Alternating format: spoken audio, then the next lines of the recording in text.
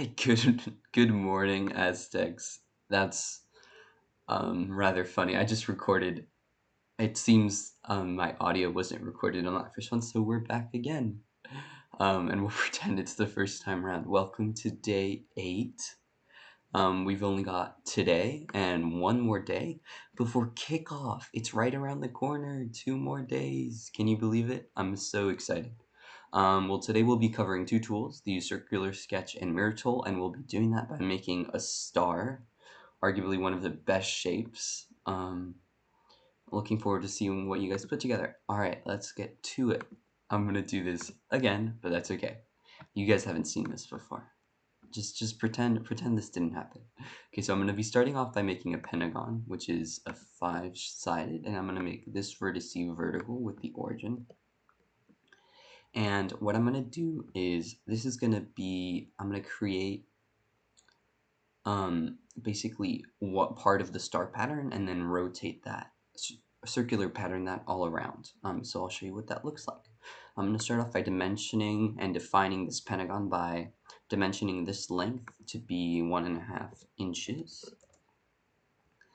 And now what I'm going to do is I want to draw a line from here up to some point here, and I want it to be kind of like aligned with this point. So if you like imagine rotating our view and having this base be horizontal, like I would want this point to be vertical here. But since we're not like aligned in that view, how would I actually go about doing that? So I'm going to add a construction line from the center of the circle up to this midpoint here. And now what I can basically do is make this point coincident with this line. So even though it's not necessarily, the point isn't necessarily on the line, it's still, basically imagine this extending out forever. It's coincident with that line. It's on it, you know? And the next thing I'm going to do is I'm going to dimension this vertex from the origin and make that 3 inches. Now what I'm going to do is use the mirror tool. So the mirror tool can create a reflection of an entity around a line.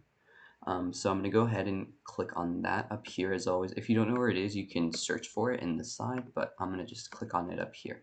The first thing I'm going to do is I'm going to select a mirror line, and then I'm going to select what I want to be mirrored. So this is going to be reflected about that line. So you can use construction geometry as a mirror line.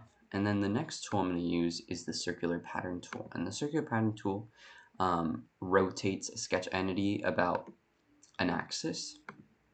So what I'm going to do is select what I want to be rotated. And I'm going to select the circular pattern tool up here. And now with the circular pattern tool, you can change the number of times that something is, how many times you want it to be patterned, and then also the angle which it is patterned. So yeah, but I want it to go all the way around, so I'm going to click escape to cancel it, and I'm going to do it one more time and create a circular pattern. Now, this center is going to be the center of rotation. And what I'm going to do is, it can rotate at about any point, but I'm going to drag it away from the origin and then back on. And in doing that, I'm adding an auto constraint. So now the center is defined at the origin. If I didn't drag it and add it back on, you're going to get stuff that's undefined, and you'll have to manually add that constraint. But by just dragging it and adding it back on, it's now at the center. And I'm going to change it from 3 times to 5 times.